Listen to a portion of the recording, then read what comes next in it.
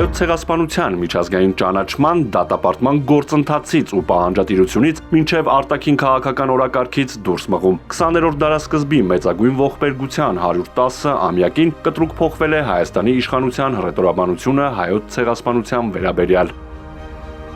Հայոց ցեղասպանության միջազգային ճանաչումը մեր արտաքին քաղաքական առաջնահերթությունների մեջ չի մտնում այսօր։ Պրոֆեսոր Մարուքյանի գնահատմամբ միջազգային ճանաչման գործընթացը որևէ պետության, անգամ Հայաստանի դիրքորոշումից կախված չէ։ Հայոց ցեղասպանության միջազգային ճանաչման դատապարտման գործընթացը տասնամյակներ շարունակ վարել են հիմնականում Սփյուռքի համայնքները։ Մեկ հայտարարությամբ կամ մեկ նման ինչ-որ արտահայտությամբ հնարավոր չէ կասեցնել այդ գործընթացը, որովհետև 2024 թվականին օրինակ Չիլիի խորհրդարանը օրենքի մակարդակով ճանաչեց ու դատապարտեց հայոց ցեղասպանությունը, մինչդեռ գիտենք, որ Հայաստանը այս ուղղությամբ ակտիվ ջանքեր չի գործադրում։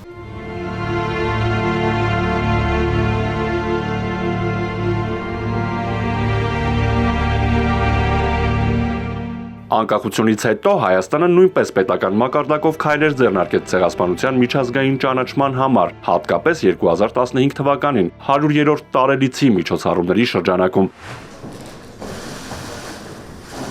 Ակնհայտ է, որ այսօրվա իշխանությունը նման դիրքորոշում է որդեգրել Երևան-Անկարա դիվանագիտական հարաբերություններ հաստատելու նպատակով, բայց դրա հիմքում, ըստ մասնագետի, առաջին հերթին պետք է դրվի պատմական արդարությունը վերականգնելու սկզբունքը։ Արժանապատիվ կեցվածքի օրինակ է ցեղասպանության ենթարկված մեկ այլ ժողովրդի՝ հրեաների նախադեպը։ 1952 թվականին միջազգային ճնշման տակ Գերմանիան գնաց պայմանագրի ստորագրման Իսրայել պետության եւ հրեական սիոնիստական կազմակերպությունների հետ ստորագրելով հոլոկոստի համար ռեպարացիաներ վճարելու պայմանագրի ճանապարհով եւ սկսեց հատուցումը 1952 թվականից, որը շարունակվում է առ այսօր։ Իսրայել պետությունը Գերմանիայի հետ դիվանագիտական հարաբերություններ է հաստատել այդ հատուցման գործընթացը սկսելուց 13 տարի հետո 1965 թվականին։ Այսինքն սա է արժանապատիվ կեցվածքը ցեղասպանության զոհ դարձած ժողովրդի եւ ցեղասպան պետության միջև։ Այսինքն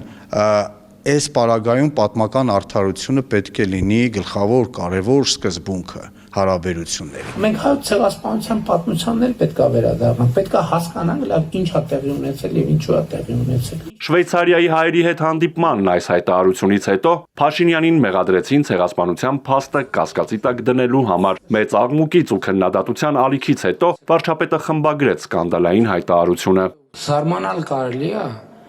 թե ինչպես որևէ մեկին կարելի է մեղադրել ցեղասպանությունը ուրանալու մեջ, երբ որ նա երևույթի մասին խոսելիս ասում է ցեղասպանություն։ Ցյուրիխում Փաշինյանը նաև հարցեր բարձրացնում, ինչպես է, որ 1939 թվին հայոց ցեղասպանության օրակարգ չի եղել, սակայն 11 տարի անց եղել է։ Պրոֆեսորը հակադարձում է Փաշինյանին, վարչապետի հարցերում նույնպես ժամանակագրական անճշտություններ կան։ Ինչ է տեղի ունեցել ոչ թե 1915 թվական, այլ 1965 թվականին, երբ որ ազգային զարթոնք ու պոռթկում եղավ 50-րդ տարելիցի շրջանակներում, ինչպես խորհրդային Հայաստանում, այնպես էլ Սփյուռքի մեր համայնքներում եւ խոսքը 39 թվականի մասին, այսինքն երկրորդ համաշխարհային պատերազմի հետ շահկապելու մասին չէ, որովհետեւ հայոց ցեղասպանության ճանաչման դատապարտման առաջին որոշումը կայացվել է 1915 թվականի մայիսի 24-ին, երբ որ Անտանտի տերությունները երեք Ռուսաստանը, Մեծ Բրիտանիան եւ Ֆրանսիան իրենց մայրաքաղաքներում միաժամանակյա որոշում կայացրեցին, դատապարտելով հայերի զանգվածային բնաջնջում, այն որակելով որպես մարդկայնության դեմ կատարված հանցագործություն, այս ձևակերպումը հետագայում նույնականացվել է ջենոսայդ կամ գենոցիդ եզրույթին։ Խնդիր կա պատմության փաստերը ճիշտ ուսումնասիրելու եւ ոչ թե սիրողական, այլ ավելի խորքային մոտեցմամբ դրանց ուրեմն անդրադառնալու։ Ցեղասպանությունից ու հայերի բռնի գաղթից 110 տարի անց այսպես կոչված իրական Հայաստանի ղեկավարը բացահայտել է նաև իրական արևմտյան Հայաստանի աշխարհագրական տարածքը։ Իմ ընկալմամբ արևմտյան Հայաստանը Հայաստանի Հանրապետության արմավիրի մարզն է եւ Արմավիրի մարզի եւ Շիրակի մարզի կոնկրետ բնակավայրեր։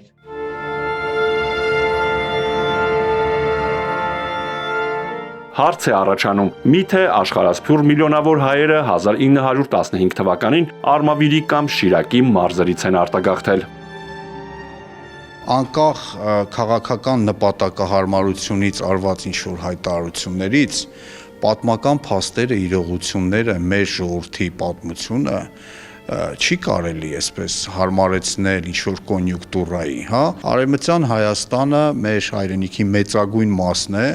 որ այս պահին գտնվում է ուրեմն Թուրքիայի Հանրապետության կազմում, այն ժամանակ էլ վարչականորեն Օսմանյան կայսրության կազմում, ճիշտ այնպես ինչպես Արցախը, այսինքն այն, որ մեր թույլ տված սխալների կամ ինչ-ինչ աշխարհաքաղաքական զարգացումների հետևանքով մենք ժամանակավորապես զրկվել ենք մեր հայրենիքի նկատմամբ ինչ-որ հատվածներից կամ մեր իրավունքից մեր հայրենիքի նկատմամբ, դա չպետք է առիթ տա, որ մենք հրաժարվենք կամ ուրանանք մեր հայրենիքի այդ սուրբ կարևոր հատվածներից, որտեղ կերտվել է հայ ժողովրդի քաղաքակրթությունը եւ դրա կրողներն ենք այսօր մենք հանդիսանում։ Սթափ գնահատել քաղաքական իրողություններն ու տարածաշրջանային զարգացումները, ճիշտ հարաբերվել դաշնակիցների հետ ու փորձել ավելացնել նրանց թիվը։ Պատմաբանի կարծիքով սա է արժանապատիվ խաղաղություն հաստատելու եւ մեր հայրենիքում ապրելու իրավունք վաստակելու բանաձևը։ Պայքարից հրաժարվելը կարող է բերել ավելի ծանր հետևանքների։ Արթուր Հակոբյան, Ալեքսանդր Կիրոյան, Էպիկենտրոն։